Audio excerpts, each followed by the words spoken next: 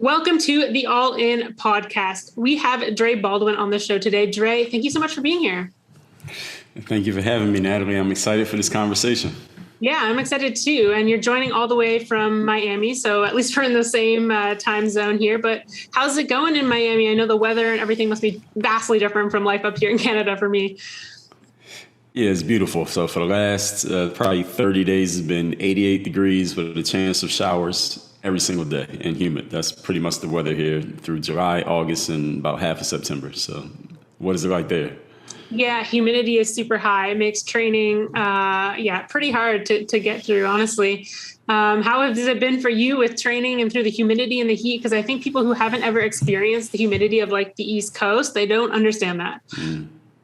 Yeah, so for me, I always loved the humidity. I'm actually originally from Philadelphia, so a little bit in between where both of us are right now. So I always loved working out in the summertime, and that's actually where I actually kind of built my basketball game was on the blacktops in the summer when it was quote unquote too hot for everybody else. So that's where I got access to the court because nobody else was out there. And once I realized it was too hot for everyone, and then you feel how cool it is around 6 o'clock when the sun goes down, I realized that I was in better shape for the evening games because I was working out in the summertime when it was so hot, or in the daytime when it was too hot. So I'm actually built for it. So right now, as a matter of fact, right before we got on, I was looking up a couple 10K races that I want to run and try to win in the fall. So they'll be in like November when the humidity goes down. But if I can hit my numbers now in August, then when the humidity goes down, it'll be a piece of cake. So I actually like this kind of weather so I can get myself ready for when it's easier. Oh, I absolutely love that. That's so true. It's like train when, the conditions are really tough, or same thing with people who Exactly. go and they acclimatize with the high altitude and then they get back down and they're just surpassing everybody else. Have you always had that same drive since you were kind of a kid to go out and train when nobody else was training? Once I tapped into my competitiveness and I realized there were some advantages that I could have over others, once I was able to kind of logically understand it, yes, I've always been like that. So I always like to do like, I don't know if there's an exact term for it, but for example, when I was playing ball, I went and bought like a speed parachute and I would go to a football field and I would do sprints with the parachute. I mean, when in a basketball game, do you need to run that far? Never. But it got me ready for, if I could do it on the football field, it's easy on a basketball court. Or I like to, we're here in Miami, everything's flat. There are no hills in Miami unless they're man-made. But where I went to school, which is in the mountains of Pennsylvania, Altoona, PA, I would like to run up hills, even though there are no hills in basketball. But if I can run up a hill full speed, then when I get on a flat surface, it's nothing. So I've always been into that stuff. Weighted vests. I had a 50-pound weight vest I would do sprints with. So then you take the vest off, or even a basketball. I had this thing called the heavy ball. And it's a normal shaped basketball, but it weighs 3 times the normal ball. So when you dribble it and you shoot it and you can dunk it, and then they give you the regular ball, it feels like a tennis ball. So I've always been into doing that, like doing more than is required. So then when you take all that stuff off and you had to do the regular thing, it's nothing because you trained yourself for 3 times what is actually necessary. So I've always been into that. That's awesome. I love that. I mean, I'm a big fan of hill sprints, weight vest. I have the train running parachute as well, all that kind of stuff. Right. And it's really cool when you can go out and like push yourself at the times that no one else would. For example, in snowboarding, when it was foggy, when it was rainy, it was like, okay, other people have more resources. So how can I go out and get better when nobody else is? And same thing now. Right. The other day, it was raining. It was like, it felt better that the endorphins after when you finish and someone else would have quit, but you continued. That is really a big driver. How have you built that mindset to, push through where others would have quit? Well, that whole concept is what I call the third day. And that's one of my most important frameworks is the topic of a book that I just recently put out. But it's all about understanding that we all get to that point. And anything that you do, even though it may look like all fun and games from the outside, or it may look very enjoyable when you see somebody else doing it who's good at it, that eventually you want to get to a point, usually around that third day, sometimes literally, usually metaphorically, that you realize, okay, this is not all fun and games. There's some actual work involved here. And I have to decide, am I really going to buckle down and do this and treat this like a job? Or am I going to quit? Or am I going to just kind of halfway it or only do it when I feel like doing it? But the reason that the subtitle of that book and that whole framework is what separates the pros from the amateurs. When you want to be a pro at something, you have to deal with the third day, and there's nothing you can get involved in life that does not come with that situation. I mean, people think that there may be, but anything that you do, I don't care if it's a business, a sport, a relationship, a podcast, writing a book, anything that you do, you're going to come across those moments when you don't really feel like doing it and it's not so fun in that moment, but you signed up for it and this is your responsibility. And that's when you really become a pro, is when you can show up all the way in those moments, not in the moments when you feel like it. Everybody does well when they feel like it. What do you do when you don't feel like it? Yeah, no, 100%. And I find often, you get into a new workout program, let's say, or you're like, I'm going to make the NBA, so I'm going to train like this. You get to the third day and it's extremely difficult. And like you said, like literally the third day or metaphorically the third day, but you're also probably not yet seeing that progress because progress takes time. I would love to go back to the start of your journey where you got cut from your high school basketball team, like 3 years in a row. And for those listening, Dre he played pro basketball for 9 years after that. So it's a pretty crazy story. And I know we're going to get into it, but how did you keep pushing and not just say, hey, basketball is not for me. I'm going to like do a new sport or focus on school or do something totally different?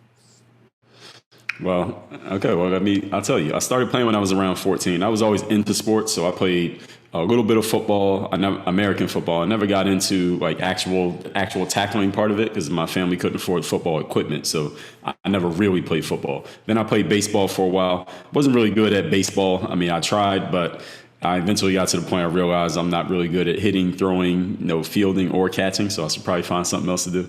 Then I moved on to basketball. And by that point, I was age 14, which is actually pretty late if you want to go somewhere in a sport, any sport. Nowadays, kids are putting the ball in their kid's crib. I mean, parents are putting the ball in the crib. So at 14, I was pretty behind the 8 ball. So I tried out for my high school team 3 years in a row. We didn't have a JV or a freshman team. It was just one team. And I didn't make it my first 3 years. So after that third time that I got cut, I was in my mind trying to do some of those things that you just mentioned there. I was trying to reconstruct in my mind I'm 16 at this point. I didn't understand the concept of visualization. I didn't know what personal development was. I never heard of these things, but I had always been a person who visualized the things that I was going to do before they happened. Now, sometimes I'll visualize things and they didn't happen, like making the basketball team, but I would visualize things and they did happen too. So when I didn't make the team that third time, I started visualizing in my mind, okay, what else can I do? Can I be because my father is into music. So I'm thinking maybe I could be a musician. He could help me out and show me how to do that. Or maybe I could just become a really good student. And because my sister is really good academically and she had college scholarships and all that for academics. And maybe I could do that. And I said, no, probably not. And then maybe I could be a rapper or something like that. And then no, didn't have talent for that. And I was just trying to reconstruct in my mind, who can I be as a person? Now, mind you, I'm only 16. So I would tell my younger self now, well, just explore life and maybe give yourself some time to grow. But at that time, I'm just trying to figure out who I want to be because my vision up to that point, Natalie, was that I'm going to be a basketball player. Now, usually what does a basketball player do? They usually make the basketball team. So I hadn't done that. So there was this conflict between my vision and reality. So after about a week, Natalie, I was just trying to reconstruct and figure out who am I as a person, since it's clearly not a basketball player because my results are telling me that this is not it. I just kept coming back to basketball. The vision kept showing me basketball. So I just figured, looking back, I was just stupid enough to believe that I should keep trying. So I went and played on a local basketball team, like a recreation center team in my neighborhood, that junior year of high school. And I did pretty well on that team. I was one of the better players on that team. Then I just tried out again my senior year of high school, and I made it that year. And didn't really do anything. I sat on the bench. I scored 2 points a game that year in high school. Now, those of you who don't know basketball, I know you got a lot of athletes watching this, so they understand 2 points is not a lot. Now, in soccer or hockey, 2 points is a lot. But in basketball, 2 points is nothing. Like you might as well have not even played in the game. So even coming out of high school, nobody said, well, this guy's going to go do something in college, even though I had made the team that 1 year. So I ended up just walking on in college at the Division III level, which is just the third tier of sports. My school had never produced a pro basketball player before me. And even since me, only me and one of my teammates played pro. Nobody's even made it since then. Wow. So it's not like I went to some basketball factory, so coming out of college, I had to hustle my way into the pros. So it was always, for me, it was always the mental side of it that I know I have some physical ability. I had enough to compete. Now it was just mentally, I had to have the discipline to keep working on my game, of course, and the mental toughness to just keep trying at points where most logical, reasonable people would have said, okay, this is clearly not the thing for me. I can enjoy basketball. I can like it. Maybe play at the local, rec center, the YMCA, some men's league, but professional, like, let's be serious. I just had to have the mindset to keep trying. So when I did eventually make it, quote unquote, then once people heard that story that I just told you, then they started asking me about the mindset. And that's kind of how I got to where I am now, because people just want to know, like, wait a minute, you went through what? And you still kept trying? What were you thinking to even do that? It wasn't even so much what was I physically capable of from the neck down. It was what was going on from the neck up. And that's really what I'm into now, is talking about that mindset aspect, even though it's not always necessarily talking to athletes. Yeah, the mindset piece is just so important. And I mean, there's been a bigger priority over the last few years in sports, but I think it can't be stressed enough, especially when you go over your story. And it shows that maybe you didn't have the physicality to make the team in certain years, but it was that mental aspect that you had to keep going, where most people would have gave up and they wouldn't have ever realized their potential. And a lot of people talk about, for example, oh, someone is born with a crazy VO2 max, so that's why they're the best runner, or that's why this and this. And so they use that identity piece where they're like, I am not born like that. They have the fixed mindset. And so they don't go after that, when they don't realize that maybe they do have this high VO2 max that they would have never figured out if they actually put in the decade of training to figure out if it was possible. Or that decade of training is going to get them much further past someone with the natural born ability who never ever pushed to that singular level. So how did that whole concept of identity kind of play into where you were like, okay, Dre, maybe my identity isn't a basketball player, and then you overcame that and realized, hey, no, I have the growth mindset. I can always get better. Well, I couldn't think of anything else. The main reason why I went in, so I didn't make the basketball team at my high school, and then there was a tryout for the local basketball team maybe like a week or two later. So during that 1 or 2 weeks when I was devastated that I didn't make the team and I'm trying to figure out my identity, then I heard that there was going to be a team locally.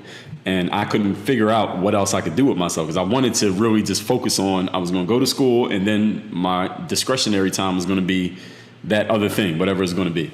So since I couldn't come up with another vision, I said, all right, I might as well just try out for this local basketball team. What do I have to lose?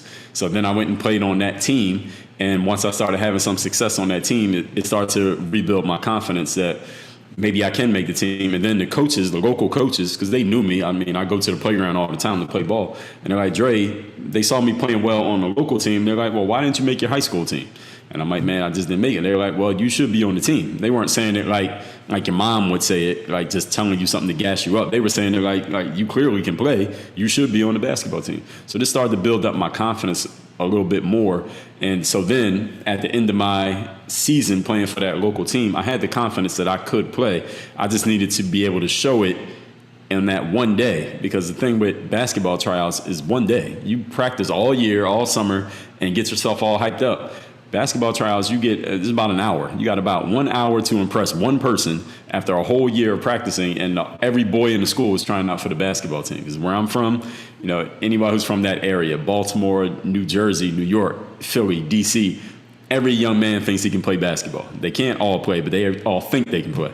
So everybody tries out for the team. So you get one day to impress that coach. And luckily, that last year, I was able to make that happen. But my confidence was built up to the point that I knew I could play. And even if I had not made it that year in Italy, I probably would have still tried to walk on in college, even if I hadn't played that 1 year in high school. So that identity thing in high school, again, I could not have articulated this at all. But just the fact that I couldn't think of anything else to do with myself, and I wanted to give myself something to do. I didn't want to, just be standing on a corner or something like that. That's why I kept coming back to basketball. I love that. And I think that's a great example for people who maybe they've been told, like, if you're not good at something, switch. You got to find what it is you got to do. But for you, it was like that same vision and passion of basketball. And so it is about, follow those passions. And especially when you're young, you have time to fail for 10 years at following your passion. That's fine. I think it's better to live with not having made it than the regret of never having tried. If you just had given up after that junior year, who would have known what your next 10 years could have been? and if you would have ever gone and gone pro or played college or any of those things. So I think that's such an important, I guess, lesson in perseverance and in just kind of dropping the identity piece. Exactly. And it's just, again, luckily enough, I didn't have anyone in my ear saying you should definitely give it up or go do something different or do something else. And I think it's good that, we're talking like the late 90s here. So it's not like the internet was the internet. So it's not like I could look around and see a whole bunch of other people doing other things that would have distracted my mind. We had no TV. We had a little bit of the internet. We had TV and magazines, and that was pretty much it. And that was all of us did, the young guys in my neighborhood. We went to school, we might have had a little part-time job at McDonald's or something, and we went to the playground and played basketball. That's all we did. So when I didn't make that team that year, I just said, all right, let me just try again once that opportunity came to play on the local team. And that's how I rebuilt myself. Wow. Yeah, you brought up a really good point about like the internet and social media. And I find a lot of the time now that people spend comparison. And so they compare themselves to others. For example, if they're into weightlifting, they go on the internet and all of a sudden you can find all the best athletes in the world at weightlifting in your weight class or your age group or whatever it is. And you can be like, wow, how am I ever going to get from where I am now to there? And that can really prevent you from pushing through versus before that, there wasn't that comparison. But on the other flip side, you can use some of those same videos or things in a way of inspiration where, okay, if that person made it from where they were to where they are now, then I can do it too. How do you attack that? And how do you advise the next generation when they're going through those same things of comparison and trying to switch it into inspiration? Man, Natalie, that's something that I've been telling people in my audience, especially athletes, especially when my message was directed 100% to athletes. I've been telling them that forever. Like, yes, you can go and look and see what a LeBron James did or what a Kobe did or whatever athlete or even what I did, but you still have to be yourself. Like when you get done watching that video, you still have to go out there and you had to do the things that you're going to do for you. And not everybody even has to be an athlete. For some people, it's not going to be sports. They're not going to become a professional athlete playing their sport, but you can still love the game. And for some people, they will. But in order for you to become that pro at what you do at anything, you can't live somebody else's life. Like you can't live somebody else's blueprint. You have to take the elements from other people, whether it be from Natalie, whether it be from Dre, from whoever. Take the elements that work for you and mix them in and make your own. You got to create your own game. You got to figure out what your own style is going to be. Because if you try to follow someone else's blueprint 100%, you're doing what they did, but you're not them. You're not being who they are as a person. And the process is be, do, have. So if you try to do what somebody else did, but you're not being them, which is impossible, then you could take somebody's whole element, every single thing they did, and follow it to the letter and still not get the result simply because you're not that person. So take those pieces and then you mix them in and you make them your own. So that's always been a big thing that I told athletes. And I, luckily for me and the athletes who are listening to me, I'm able to articulate that and help them understand, like, yes, I'm going to show you what I did and I'll tell you what I did and I'll explain it. But I'm also going to give you the disclaimer that you don't need to do exactly what I did because I did it. I might be a generation older than them, or I might have done it in a place that they're not at. I did it in Philadelphia. You're in California. It may be a completely different system. Or your school might have a JV and a freshman team. Imagine if my school had one, I might have a completely different story, a completely different trajectory. So you really had to think about all of these elements. I mean, my parents were around, they were supportive, but they were kind of like, they kind of just left it alone. Like he makes the team, he makes it, he doesn't, he doesn't. They weren't driving me to AAU tournaments or hiring coaches, but the kind of parents I hear from these days, I mean, they're willing to invest in their kids like it's college for basketball. And I'm like, well, your son's 5'7", he can't jump. I don't know if he's going to make it, but hey, if you want to invest in it, go ahead. But so it's a completely different set of circumstances that each person has. Every human being is unique, and we all have a unique set of circumstances that we're dealing with. So what each of us has to learn to do, and I wish someone had taught this to me, but now I teach it to other people, is, again, take from other people what works for you and leave out what does not work for you. But make sure you're not only handpicking the parts that are fun. You also got to understand that whole third day mentality. You got to do the hard stuff too, not just the stuff that looks flashy and the stuff that gets all the attention, but the hard work that puts them in a position to be as good as they are. And that's is an interesting mix that you kind of have to figure out. So I try to be that voice for people when I'm telling them. I'll tell you the good parts, but I'm also going to tell you the parts that you might not be so excited about. But without these parts, without that foundation, then you can't build the building on top of it, so to speak. Right. And often it's those flashy, fun parts are the ones that make it onto social media. And so you take someone's training and you're like, okay, this is how they're training. This is the fun part. This is this. I'm only going to do this. That's actually probably not what got them there. It's not the hard work. It's not the grind. It's not the things that they do behind the scenes to be able to show those highlights. So such an important point. And something else that you brought up that I think is so important is the concept of be, do, have. And that's actually something we did a whole episode on. We did a post series on. It's something I wholeheartedly believe. So could you dive deeper into what that means, the be, do, have mentality or kind of formula? Sure. And I'm glad you said that, because that's something that I talk about all the time as well. It's pretty simple. And the way that I explain it to people is I break it down in reverse order. So everyone understands the concept. I think most people who listen to podcasts understand the concept of goals. You have goals, you have things you wish to achieve. You want to get a car, you want to make a certain amount of money, you want to achieve certain outcomes in your sport, in your business, in your life, in your family. All right, so you have all your goals, the things you want to have. And most people who have goals also understand that you can't get something for nothing. So you had to do some work. Most people, again, who have goals understand hard work. All right, we understand team no sleep, grind season, working hard, wake up early, stay late. Everybody understands the hard work aspect of it. And the challenge, Natalie, is that many people spend their lives just doing these two steps. They set goals, then they work hard to reach the goals. They look, all right, did I reach my goals yet? No, let me work harder. Did I reach them yet? Not yet. Let me work harder. All right, this one I didn't reach yet. I got to do some more work. So it's just work hard, try to get the goal. Work hard, try to get the goal. The problem with this process is that people never ask themselves the third and the most important question in this whole thing, which is, who do I need to be?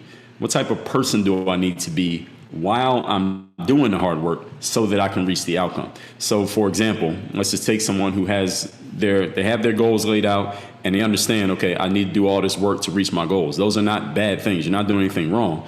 The question you have to ask yourself before you start doing the work is the following: what type of person do I need to be while I'm doing this work in order to achieve this outcome?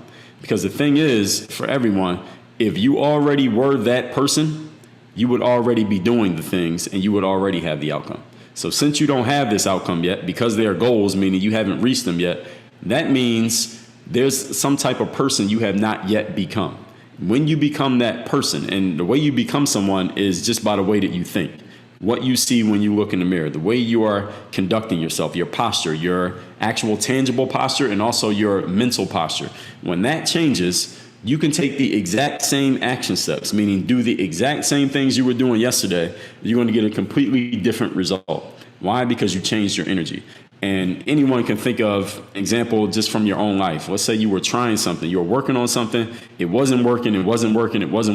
You knew you were following the steps that you wanted to follow, but it wasn't producing the result. But then all of a sudden your energy changed for whatever reason. Maybe you got really happy because you got some good news and all of a sudden you didn't have so much anxiety or so much stress. You weren't pressing so hard. Then you did the same thing. All of a sudden it worked. Maybe you got angry because you got tired of the thing not working and you just got a sharper focus and all of a sudden you were able to push through. Maybe you just got a little piece of advice from someone like, hey, keep trying, it's going to work out, and it boosted your confidence. You did the exact same thing and all of a sudden you got a different result. When you change your energy and you change your focus and you change your mental posture, all of a sudden it changes the results of the actions that you take. So often when people are not getting their outcomes in life, Natalie, they think it's something that they're not doing. Most of the time when people come to me for advice, and I'm sure that you as well, when they come for advice, they usually are asking about what do I need to do. And they tell you all the things they did. I did this, I'm doing this. I get basketball players all the time. They would send me their whole workout program. This is what I do Monday through Sunday. I do this many jump shots, this many dribbles. And they say, well, can you critique the program, Dre? What I had to do different so I can be a good player? And I would look at the program and I say, well, it's nothing about the program. If you feel like you're not the type of player you want to be yet, it's not that you need to do 100 more jump shots. Maybe you do, but the first thing you got to do is change who you see when you look in the mirror. You got to change who you're being as a person, because when you change that, then the actions automatically come with it. It's like if I say I'm a champion snowboarder, Okay, well, a champion snowboarder probably is not going to thrive living in Miami. I might have to move, all right, somewhere where I can actually get some snow. All right, I might have to do something different. I don't know anything about snowboarding, but hopefully I got that example right. But if I want to be a great basketball player, then I'm probably going to need a gym membership somewhere that has a basketball court. All right, those are, again, the actions automatically come from the being. So when you figure out who you need to be as a person and you look at that list of the person you need to be, the actions will automatically make sense if you just look at that being. So that's how the be, do, have process works. Now you enact it in the order of be, do, have, but you plan it out in the order of have, do, be. Does that make sense? Yes, I love that. And I love the whole concept of working backwards and breaking it down up to, who do you have to be, and then starting there and putting it into action.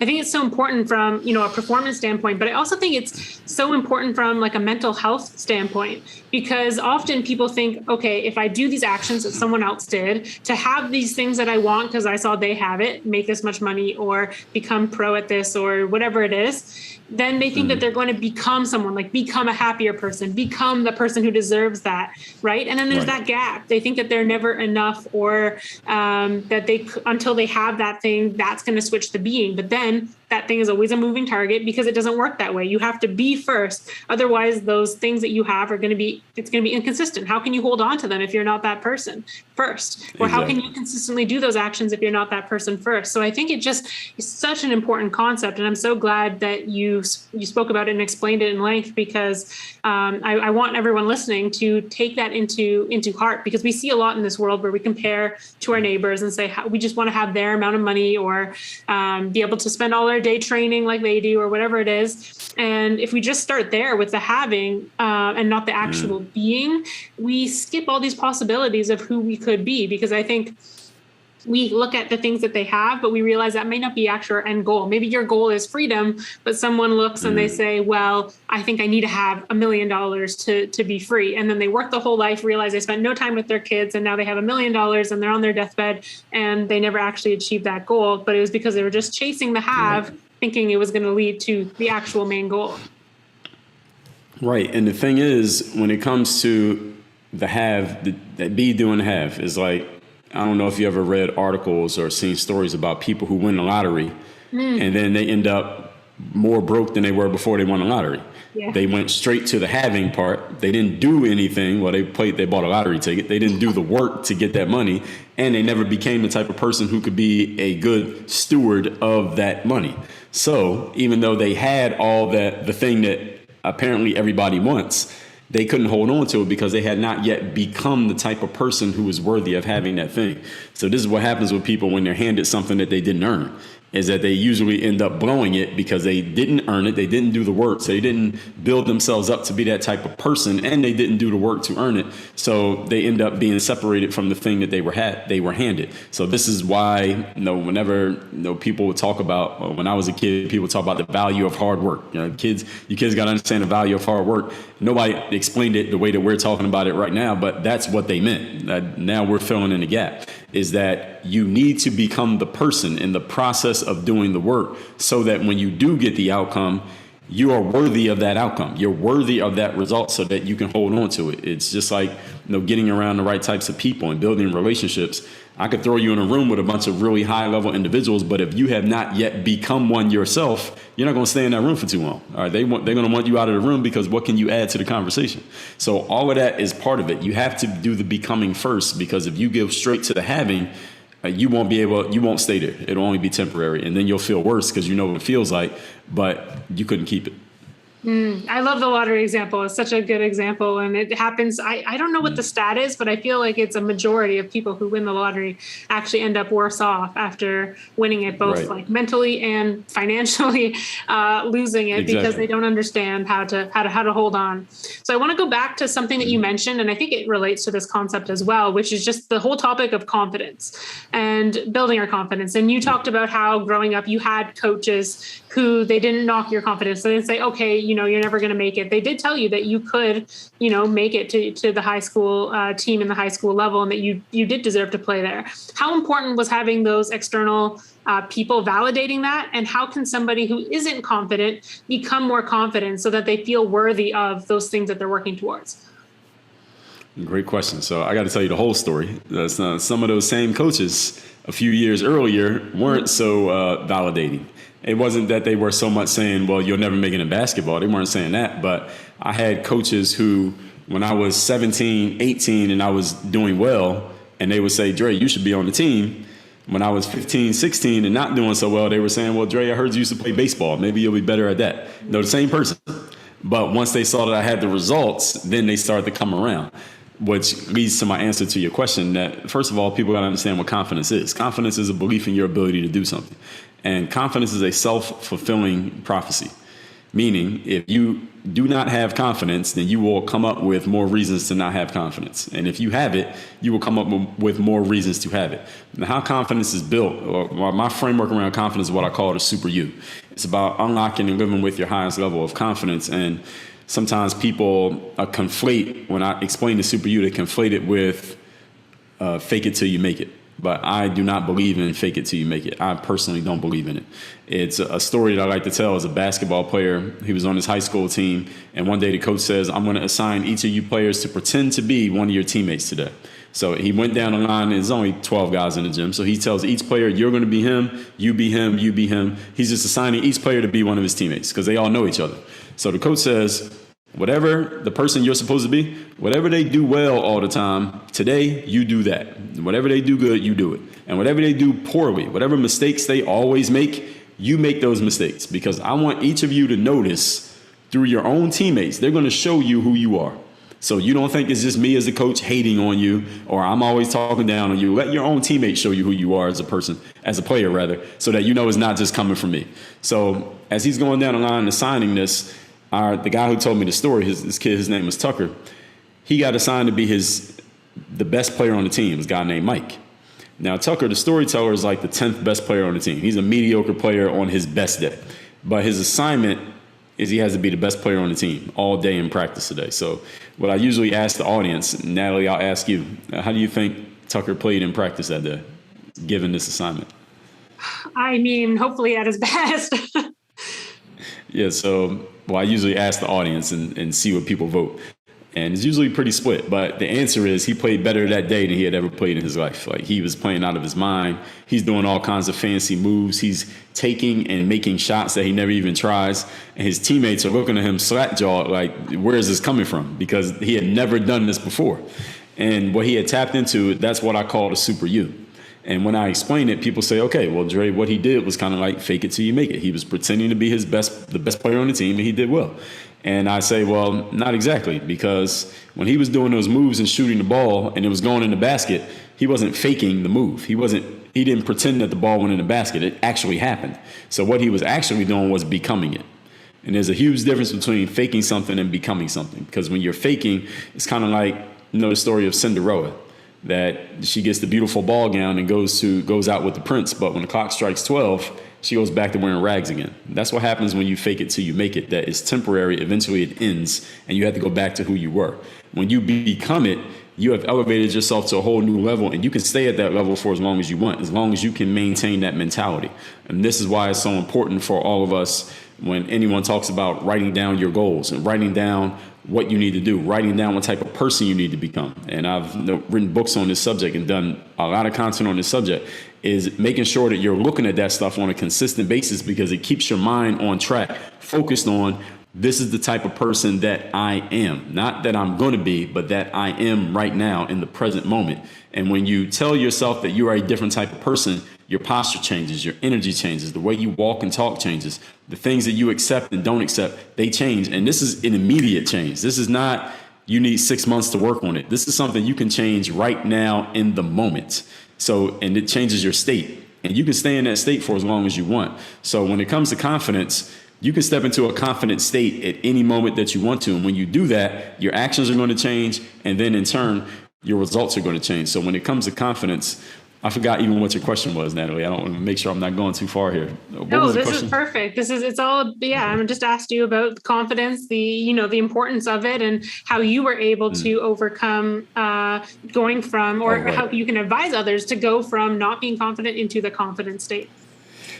Yeah. So me growing up, I didn't really have the confidence. So this is the reason why I wasn't making a basketball team, because I would get in front of a big crowd or an audience of people who I didn't know, and I wouldn't perform the same way that I did when I was by myself or when I was in familiar environments. So really, I just had to put myself through the fire. And this is something that I tell athletes, especially athletes. I mean, any of us who plays a sport knows that in order for you to really get to your highest level of confidence, you're going to have to get your ass kicked a few times. This is just part of the game.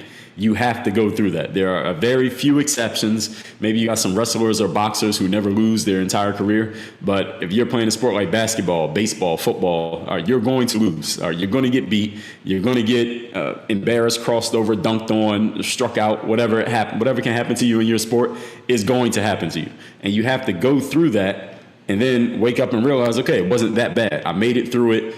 I can come back stronger. I can get better. You have to go through those failures, if you want to call it that, in order to build up the confidence. And just like, the Michael Jordan commercial said, 26 times I've been trusted to take the game-winning shot and missed.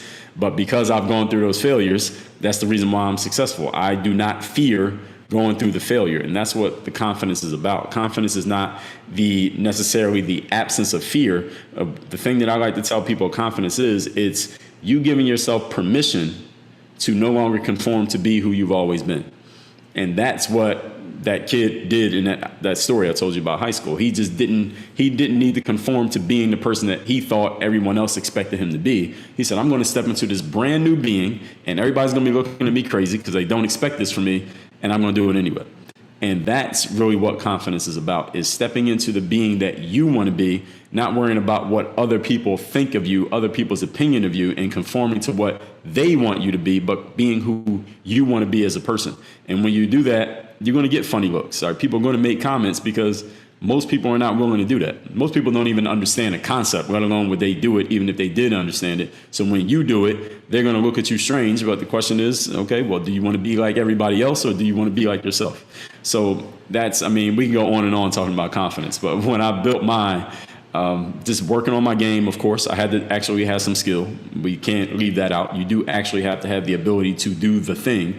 And then you have to have the belief to actually execute that skill when it's called upon. And the more you practice, the more you can do it instinctively, so you don't have to constantly think about what to do. You can just go ahead and do it, because instincts work infinitely faster than conscious thought. Conscious thought's pretty fast. Instincts are a lot faster. So that instinctive ability just comes from practice, doing something over and over and over again. That's the discipline. That's the repetition. That's the third step. So discipline creates confidence.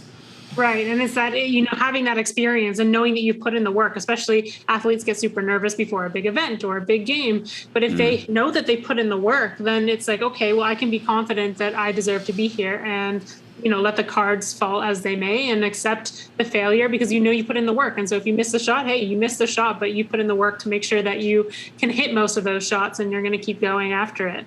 And I think that you also touched upon with what you said about kind of the difference between even confidence and cockiness, which I think a lot of people kind of lump together as one and the same, when they are very different, where it's almost the fake it till you make it type of mindset, where you just go out and are trying to impress other people or whatever, but you don't have that actual instinctual belief to back it up, which is confidence, is just the instinctual belief. But it's also knowing that it's okay to fail. And if you do fail, you'll be okay. I think when people are cocky or overconfident, it's because they want to put on the show to other people. And so they have this confidence, but it's also that they're actually scared that they won't be okay if they do fail. They can't handle that public embarrassment or those hits. And I think that's an important differentiator between the two, because I know people always are like, oh, that person is cocky or they're overconfident and all this, and they use those as negative terms, but there is a big difference. Right. Yeah, there is. And I remember I made a video on YouTube years ago where I said how to be so confident that people think you're cocky. And one of the things that I try to explain to people is that confidence is a relative term, because each of us has our own level of confidence. And sometimes you could be so confident that other people don't understand your confidence simply because they've never experienced that level of confidence themselves. They haven't put in the work that you put in. They haven't executed the discipline that you have. So your level of self-belief is so high relative to theirs that they can't fathom, they can't understand it. And at that point, they have two choices. They could either start doing the work to get to where you're at, in mindset-wise, even if they're not doing the same thing, or they can find a way to mentally try to kind of pull you down.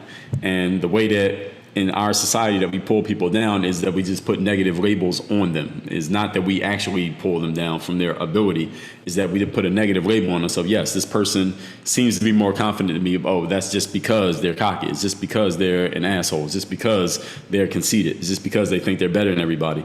That's not actually the thing. It's just that they've done the work mentally that other people haven't done. So they get this label. So what I try to tell people all the time is those labels are very relative. It depends on who's talking, who they're talking about. And I think often it says a lot more about the person who is putting the label out there than the person who's receiving it. Yes, that's very, very true. And speaking on that topic, what would be like one piece of advice that you could give to somebody who's dealing with these haters or these people who are judging them or putting these labels on them? Well, the number one thing is when people are saying, let's say, a negative thing about you, that they're not really talking about you. They're really talking about themselves. And I explain to people that most of us do not spend hardly any time thinking about other people. Most of our time that we're thinking about a person, we're thinking about ourselves. Even if we're talking about another person, even if we're looking at another person, even if we're saying their name, we're not really talking about them. We're talking about how what we see in them reflects on us. It's our idea of what we see in this person. It's not really about that person. So anytime that a person feels like they have haters or people are being negative or people are trolling or whatever you think people are doing that is directed at you, they're just using you. You're basically a canvas that they're just using you to paint their own visions and their own ideas about themselves. They're just using you as an example. That's it. It's not really about you. So when you can understand that, when people can really internalize that on an emotional level, you will stop being so self-conscious about what other people are thinking about you because they're not really thinking about you at all. And all of us are narcissistic in that way that we think the whole world revolves around us. And to each of us, it does. To each of us, the world does revolve around us because everything we see, we're seeing it through the paradigm of our own eyes. But when it comes to, let's just say somebody is talking negatively about you and let's say they publicize it or they post it on social media and they're talking bad about you, there are a lot of different ways you can look at it. One of them is, well, I mean, you're doing something that's drawing attention. It depends on really the makeup of the person. If you have that type of makeup, somebody like myself, I come from playing ball in the inner city. When you play ball in the inner city, there's guys standing on the sideline, trash talking you the whole game, all right, just trying to get a response out of you. They don't really mean anything that they're saying. They're just trying to get you to pay attention to them instead of paying attention to the game. Because if you pay attention to the game, you'll be so good, you're going to beat the team that they're cheering for. So it's just understanding at least you're drawing their attention, which means you're probably doing something good. And I think that kind of mental toughness, I think a lot of athletes need that. I think that's needed these days. Actually, not just athletes, but everybody needs that kind of mental toughness because these days in society, I see a lot of people kind of backing down from that. A lot of people kind of getting bullied out of their position, bullied off of their square because they're receiving negative feedback for whatever they're doing or whatever people think that they're doing, and then they're kind of backing off of it. And I think we need people who have the mental fortitude and the balls, so to speak, to just say, you know what? Okay, you can say whatever negative you want. I know that I'm standing on solid ground here, and if you feel a negative way about it, you want to say something negative about me, that's fine. But your negative talk is not going to stop me from doing me and being who I want to be as a person. I feel like that kind of mental toughness is necessary for people, and to take that negativity and work through it anyway. I think people need to go through that. I don't know how it's happening for, let's say, somebody who's 14, 15 years old these days, but the era that I come from, you didn't have a choice. You work through it or you stop coming to the playground. Those are the only choices you had. Right. No, I think that's great advice. And it's important for people to know, especially young people, that it's someone else's perceived reality and it's what they see out of you or what triggers them from what you're sharing. Like if you're sharing something that's happy and positive and they're saying something negative, it's because they're in such a negative state that seeing you happy and positive is triggering something within them. And so that's where those negativity is coming from. And so separating that can really help you deal with, the hate that you get or whatever it is. And I also think what's kind of cool, because I know we talked about social media and comparison earlier, but is that I found that once you make that realization, social media is almost therapeutic in a sense because you can work through some of those things that you have in your own head as well. Because if I see, let's say, Dre, you post something that I don't agree with, well, instead of like triggering me and I'm like, oh, let me like comment something rude or negative, I can work through it and be like, okay, because I am exposed to this post that triggered me in some way, how can I figure out what that was? Like, what is it in my life that's making me being triggered by this? Or what is it when I see someone on vacation that's making me feel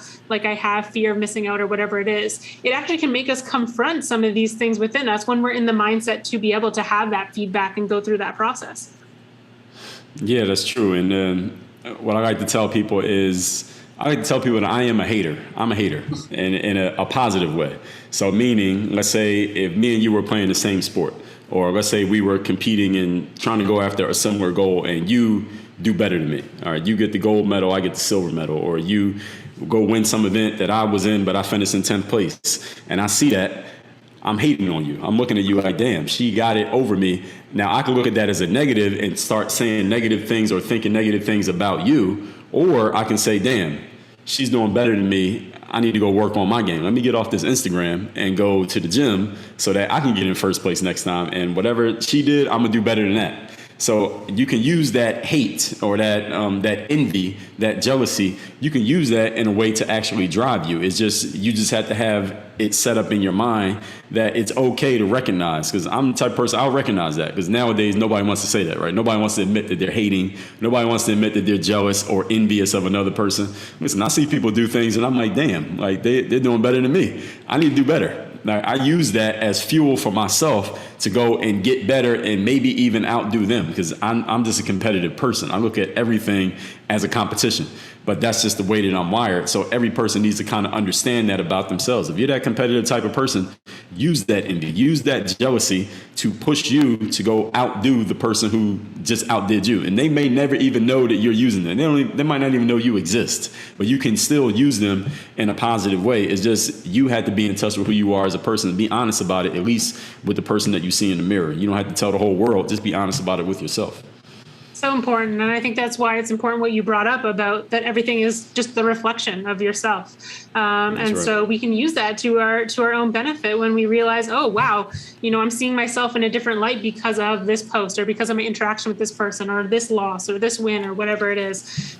So, getting out there and taking action and seeing other people and interacting with other people can benefit us because we can learn from other people because it's a reflection that we see in them of ourselves that can really benefit us. I want to go back quickly to something. I think you mentioned it a little bit, but I want to kind of break it down into super actionable advice for those listening.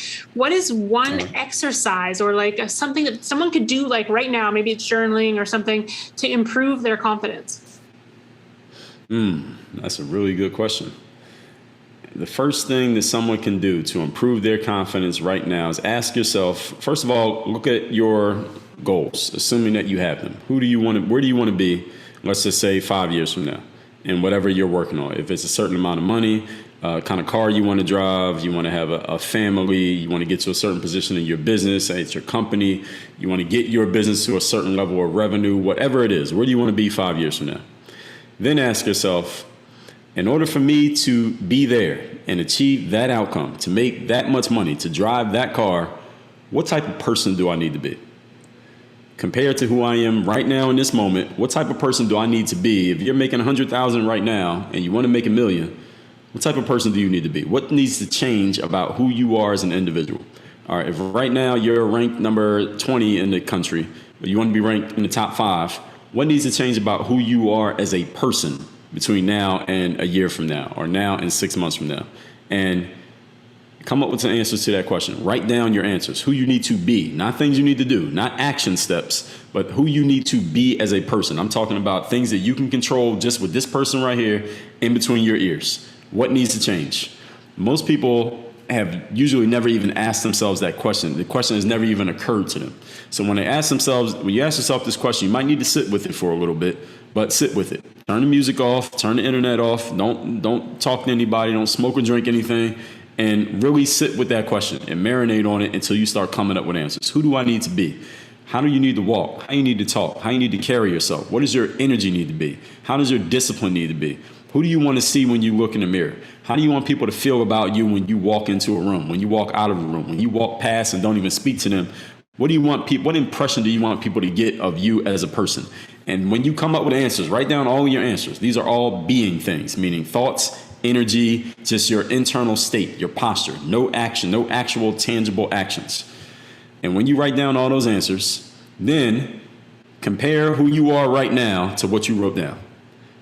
And then ask yourself, all right, which of these changes am I willing to make? And if there are too many changes that you're not willing to make, then you don't really want to get to that outcome. Ideally, you are willing to make every single change that you have written down there. And when you look at those, you can make changes right there in the moment. So in the moment, you're going to change your posture. You might sit up a little bit more straight in your chair. You might be a little bit more positive about where you're going in your life. You might be a little bit more disciplined in making sure that you get somewhere on time instead of showing up 2 minutes late like you usually do. You will start doing things on a more disciplined level, a more positive level, a more intentional level. And the being, again, will automatically lead to the actions. All right, it will automatically lead to more action. So if I say, all right, I'm a pretty good shooter in basketball. My coach tells me I had to be more consistent as a shooter. I want to be the best three-point shooter in the country, the best three-point shooter in my league next season. All right, what needs to change? All right, I'm probably going to need to put more shots up. I'm probably going to need to be more serious about my shooting. I'm probably going to need to make sure I get proper sleep the night before I go to a workout. I'm going to need to make sure that I'm putting the proper foods in my body. These are all actions. These are all doing. All right, who do I need to be as a person to make those things happen? All right, the being will automatically lead to me taking those actions. So write down who you need to be in order to achieve these goals, and then look at yourself today and find all the conflicts. Every single one of them is probably going to be a conflict. Every single one of them. And then ask yourself, are you willing to reconcile those conflicts by becoming this type of person right now? Because you become it first in your mind, then you take the actions, and then you get the results. I love that. Wow. I'm sure we could go on about this like all day. So definitely got to get you to come back. But I have a few questions, quick fire, that I ask everyone at the end. The first one is, what is one daily habit that is the biggest game changer for you? Wow. I got so many daily habits. Man, I try to drink at least 1 ounce of water for every ounce of body weight, every pound of body weight, not ounce, every pound of body weight. I got a lot of habits, man. I love that one. No, that's important. I had someone answer brushing their teeth, and I was like, well, that's important too. So that is important. Yeah, it was a good one. Okay, so this next one is scenario. You're at the end of your life. You're looking back on all the things that you've done. When you look back, what is the impact that you wanted to have made? I want to have inspired other people to be who they truly wanted to be as a person, who then can in turn inspire others to do the same thing, so that everybody's helping rise the tide of the ocean, so to speak. I love it. The ripple effect and paying it forward. I think that's so important. Okay. And the last one is, if people want to find out more about your content, work with you, all those great things, where can they go and find you? Well, I got 2 things. First of all, I got my newest book, The Third Day. I got it here. I mentioned this earlier. This is the decision that separates the pros from the amateurs. It's all about what do you do in those moments when you don't quite feel like showing up, when the energy's not quite there, the newness has worn off. How do you show up and do the work anyway? I will give you a free copy of this book, paperback version. All you're going to do is cover the shipping. It is at thirddaybook.com. To Canada, it is, I believe the shipping is $19.95. To USA, $9.95. So that's thirddaybook.com. And the other thing is, I just opened up my mastermind programs, the only place I offer one-on-one coaching. So anyone who wants to hop on a free Zoom call with me and talk about where you're at, where you want to go, how I could possibly help, that'll be at workonyourgameuniversity.com/all-in. That's a special link specifically for listeners to your show. So workonyourgameuniversity.com/all-in. Perfect. That's amazing. I will put those links in the show notes. And definitely, if all your programs, your book is anything like this episode, I'm sure people will definitely want to go over there. So I definitely recommend, if you're listening to this episode, you enjoyed it, go check out workonyourgameuniversity.com/all-in, and definitely go to, is it the thirdday.com or the third day? Sorry, Thirddaybook.com. I should have said it 3 times. Thirddaybook.com. all Perfect. spelled out. Thirddaybook.com. Again, that'll be in the show notes and highly recommend. So thank you so much for coming on. This has been incredible. I'm sure there's so many actionable insights for the audience, and really just appreciate your time and all the work that you're doing and the content that you put out to help other people and pay it forward. Well, I appreciate the opportunity, Natalie. Thank you for sharing your platform.